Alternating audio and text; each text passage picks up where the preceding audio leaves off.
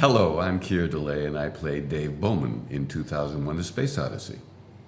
Hello, I'm Gary Lockwood, and I played Frank Poole. Well, let's get on with it. Okay.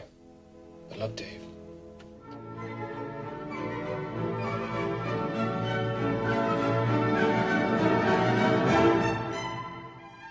Well, it begins with Stanley Kubrick.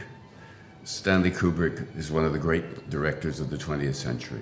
His vision, his genius can be seen in all his films, not just 2001: The Space Odyssey. It made some great guesses in terms of what the future was going to look like, and it's still going on. I mean, there are things that are in this film that even haven't happened yet, and yet some things, for example, iPads are depicted in the film. Skyping, among other things. There were so many examples of that.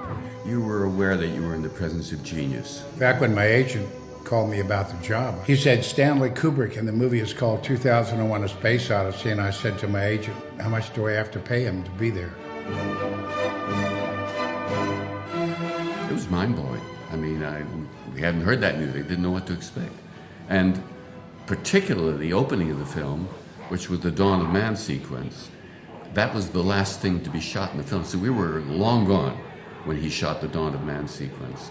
And with that Thus Spake Zarathustra, that whole opening where the audience sits there with a black screen and that rumble begins, the strange rumbling sound that goes on for minutes to somehow put the audience into a state of expectation.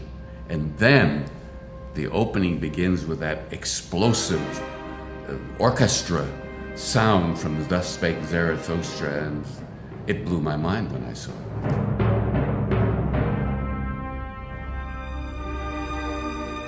Well, there's no question the fact that 2001 paved the way for all the big science fiction, beginning with Star Wars. And, it was the first big budgeted science fiction movie. Everything before 2001 were grade B films and on relatively small budgets. And it took a Stanley Kubrick to kind of make the first, and it's still with us.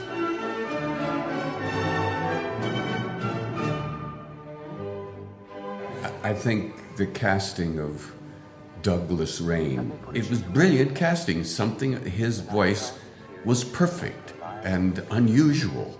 He had this kind of, well, this is Hal, this kind of soft, interesting voice, and I think part of the charm. And he's the main character of the film, as far as I'm concerned. I don't think I've ever seen anything quite like this before. There are no generated computer graphics. The effects were simply models. It's all based on a kind of mind-blowing situation, and the idea was to make you believe it all the way that you really were watching that. Everything in that film was done physically, one way or the other. For example, when I'm blown into the emergency hatch because Hal won't let me in, and I would apparently seem weightless as I'm thrust by explosive bolts and bounce around back and forth in that vast emergency hatch, or whatever you want to call it.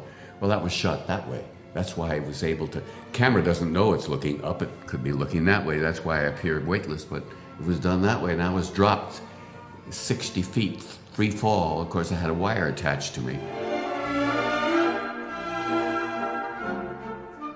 So many points of view can be satisfied by this film that religious people have had a very religious experience with it, and people who are not religious have an equally profound experience with the film in a different kind of way. And there aren't that many films that do that. And I think that's part, in addition to everything else that's remarkable about that film, that's part of what makes the film so special. It's a bit like a Rorschach test. I mean, your book, your well of thoughts, your experiences, your knowledge, your age, where you sit sociologically, all those things come into play when you watch the film. And so your analysis of the movie is going to be based on your book. And I don't feel there's any one set way you can look at the film.